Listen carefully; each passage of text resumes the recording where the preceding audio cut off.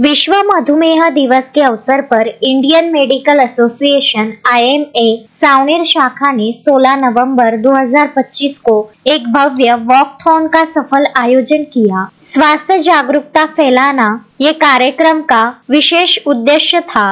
Walkathon का मार्ग शिव मंदिर क्षेत्र से शुरू होकर गांधी पुतला, राजकमल चौक, बस स्टैंड से होते हुए IMA हॉल में समापन हुआ।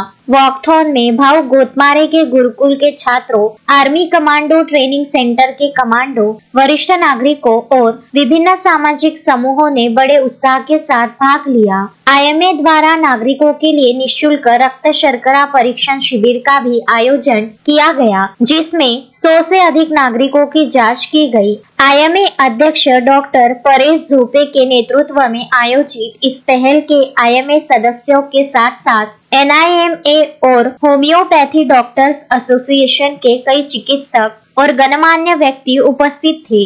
इस सफल आयोजन ने स्वस्थ जीवन शैली को अपनाने का संदेश दिया। पीयूष झिंझुवाड़िया, विदर्भ न्यूज, सावनेर।